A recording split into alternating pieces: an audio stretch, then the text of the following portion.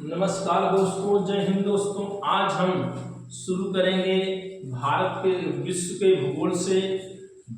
भूगोल से जो हमारा टॉपिक होगा वो होगा पृथ्वी की आंतरिक संरचना। तो पृथ्वी की आंतरिक संरचना के बारे में चर्चा करते हैं।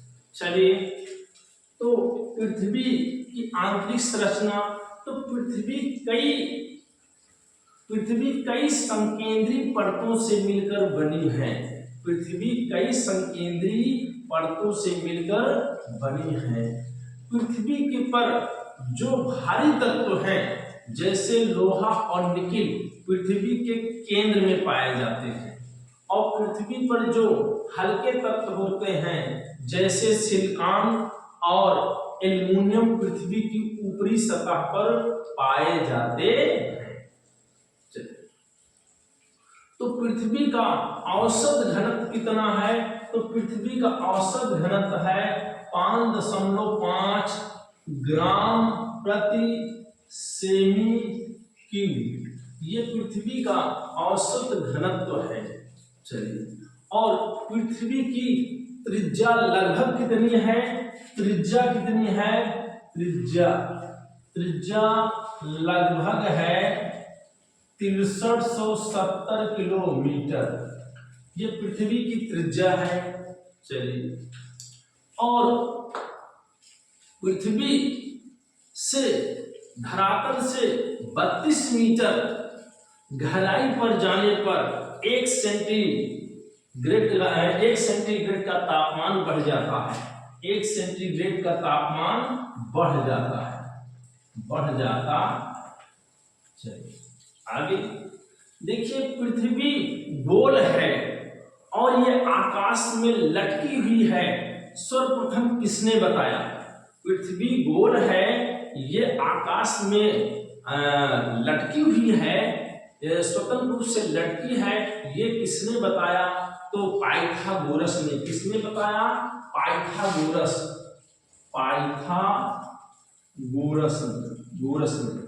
पाइथागोरस ने सर्वप्रथम बताया कि पृथ्वी अंतरिक्ष में गोल है और लटकी हुई है। और क्या है? पृथ्वी नारंगी के समान है। किसके समान है? नारंगी के समान है। ये सर्वप्रथम किसने बताया? तो किसने बताया? न्यूटन ने बताया। किसने बताया? नारंगी के समान है। किसने बताया? तो सर्वप्रथम न्यूटन ने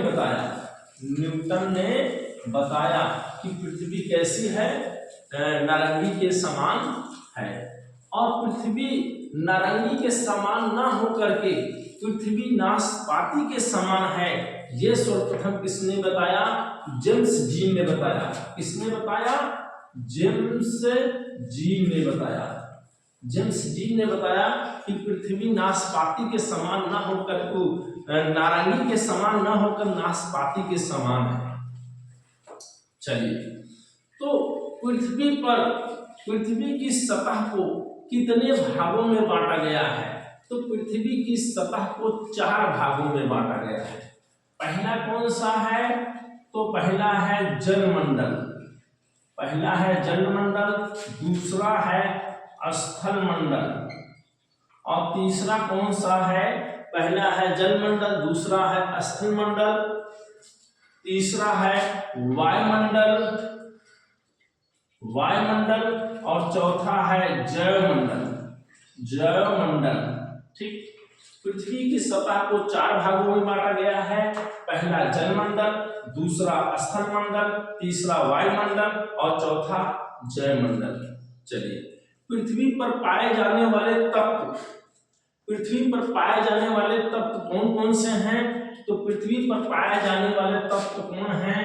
तो सबसे अधिक पृथ्वी पर कौन सा तत्व पाया जाता है? तो वो होता है ऑक्सीजन। कितना परसेंट है? 46.8%। पहला। दूसरा जो सबसे अधिक तत्व पाया जाता है वो पाया जाता है सिलिकॉन। क्या है? सिलिकॉन कितना परसेंट पाया जाता है? तो 27.7%। तीसरा तत्व जो पाया जाता है अधिक पाया जाता वो होता है एल्यूमिनियम। एल्यूमिनियम एल्यूमिनियम ये कितना परसेंट पाया जाता? 8.1%। ठीक, उसके बाद चौथा जो अधिक तत्व पाया जाता है, चौथा कौन सा है? वो होता है आपका लोहा। लोहा कितने परसेंट पाया जाता है? तो लोहा 5% पाया जाता है। उसके बाद क्या है? आपका कैल्शियम है। 5वें नंबर क्या है? कैल्शियम। कैल्शियम 3.6%। ठीक, 3%। ठीक, उसके बाद सोडियम कितना परसेंट पाया जाता है? सोडियम पाया जाता है 2.83%। ठीक है, ये पृथ्वी पर पाए जाने वाले प्रमुख तत्व हैं। तो सबसे अधिक ऑक्सीजन 46.8%, दूसरे पर सिलिकॉन है 27.7%, तीसरे पर एल्युमिनियम है 8.1%। ठीक है, उसके बाद लोहा 5%, कैल्शियम 3.63%, उसके बाद सोडियम 2.83% पाया जाता है। तो पृथ्वी की आंतरिक संरचना को कितने भागों में बांटा गया है? पृथ्वी की आंतरिक संरचना को 3 भागों में बांटा गया है। पहला कौन है? पहला है भूपटल, भूपर्पटी या क्रस्ट। तो भूपटल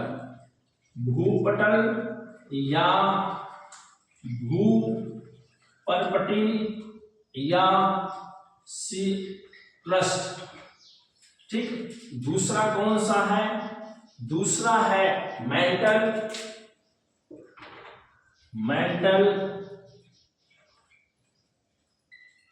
मेंटल और तीसरा क्या है?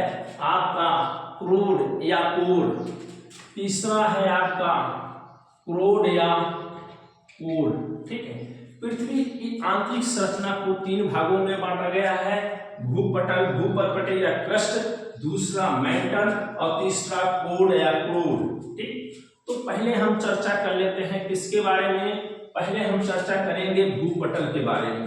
तो भूपटल क्या है, भूपर्पटी क्या है, क्रस्ट क्या है, इसके बारे में जान लेते हैं।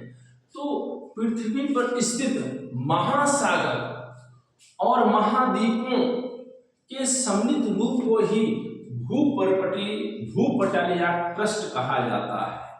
तो भूपटल पर सबसे अधिक भूपटल बना किसका है? सियाल। किसका? सियाल यानी सिलिका प्लस एल्युमिनियम। सिलिका और एल्युमिनियम से मिलकर क्या बना है? भूपटल, भूपर्पटी या क्रस्ट बना हुआ है। ठीक, तो भूपटल की ऊपरी सतह किससे बनी हुई है? तो भूपर्पटी की ऊपरी सतह अवसादी चट्टानों की बनी है और निचली सतह ग्रेनाइट की बनी हुई है।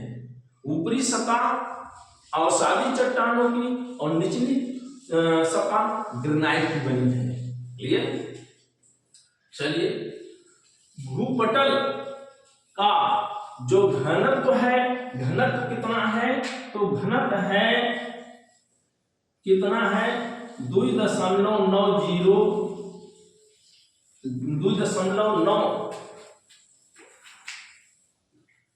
ग्राम प्रति सेमी क्यूब घनत्व है। ठीक, क्लियर है? भूपटल का घनत्व कितना है? 2.90 ग्राम प्रति सेमी क्यूब। क्लियर है? चलिए, यह पृथ्वी का कितना परसेंट भाग घेरे हुए है? तो पृथ्वी का या कितना परसेंट भाग घेरे हुए है? तो यह 0.5% भाग को घेरे हुए है भूपटल, भूपर्पटी। इसकी गहराई कितनी है? तो गहराई है, ये है कितनी? तो 8 से 40 किलोमीटर इसकी गहराई है भूपटल या भूपर्पटी। यह 2 भागों में बटी होती है, ऊपरी क्रस्ट और निचली क्रस्ट। तो ऊपरी क्रस्ट और ये निचली क्रस्ट, इसके बीच की जो सीमा रेखा होती है इसे कहा जाता है कोनराड असंबद्धता। इसे कहा जाता है पूर्ण रॉड असंबद्धता, पूर्ण रॉड असंबद्धता कहा जाता है। चलिए अब हम चर्चा कर लेते हैं मेंटल के बारे में। इसके बारे में मेंटल के बारे में चर्चा कर लेते हैं। किसके बारे में? मेंटल के बारे में चर्चा कर लेते हैं। चलिए दूसरा है मेंटल के बारे में चर्चा कर लेते हैं। तो मेंटल किसका बना होता है? ये पृथ्वी की दूसरी सतह है और ये किसका बना हुआ है? सीमा यानी सिलिका और मैग्नीशियम का बना हुआ है। मेंटल किसका बना हुआ है? सिलिका और मैग्नीशियम का बना हुआ है। ठीक है, चलिए और यह भी दो भागों में बटा होता है, ऊपरी मेंटल और निचला मेंटल। तो ऊपरी जो निचला क्रस्ट है और ऊपरी मेंटल है, इसके बीच की सीमा रेखा को क्या कहा जाता है? इसे कहा जाता है मोहविसिक डिसकंटिन्यूटी असंबद्धता कहा जाता है। इसे कहा जाता है मोहविसिक डिसकंटिन्यूटी असंबद्धता कहते हैं। ठीक, जो निचला क्रस्ट है और ऊपरी मेंटल है, इसके बीच की सीमा रेखा को क्या कहा जाता है? मोहविसिक डिसकंटिन्यूटी असंबद्धता कहा जाता है। क्लियर? और ऊपरी मेंटल और निचले मेंटल के बीच की सीमा रेखा को क्या कहा जाता है? इस वाली सीमा को कहा जाता है रेपेटी असंबद्धता। इसे कहा जाता है रेपेटी असंबद्धता।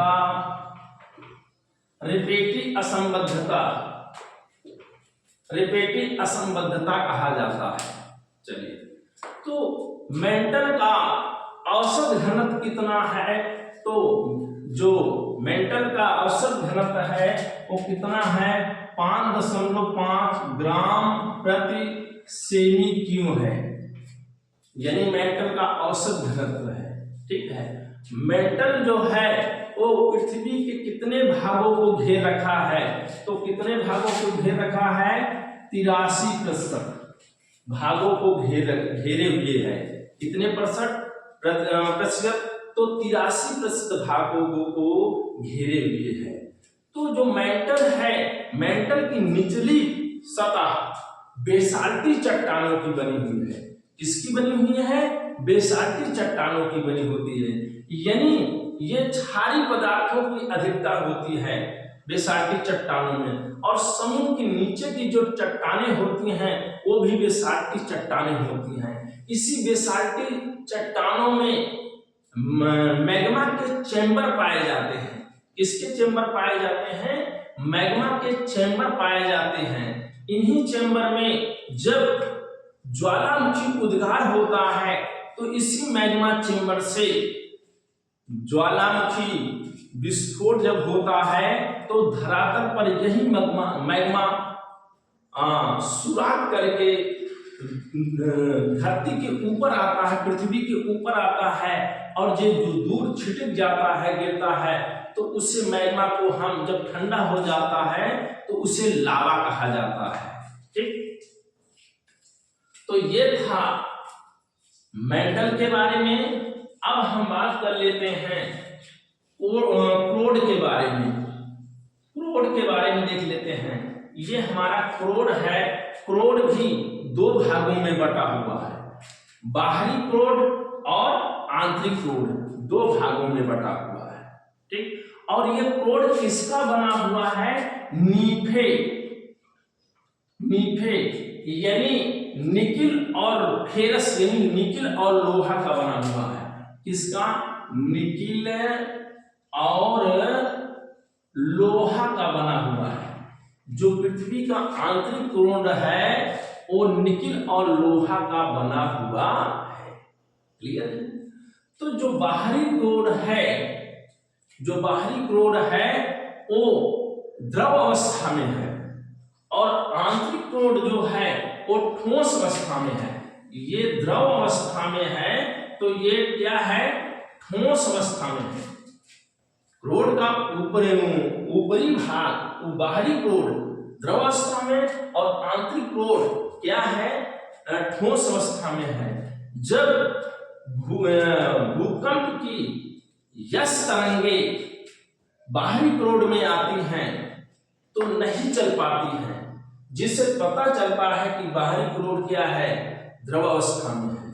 और भूकंप की पी तरंगे आंतरिक क्रोड में इनका गति धीमी हो जाती है और ये 11.23 किलोमीटर प्रति सेकेंड हो जाती हैं।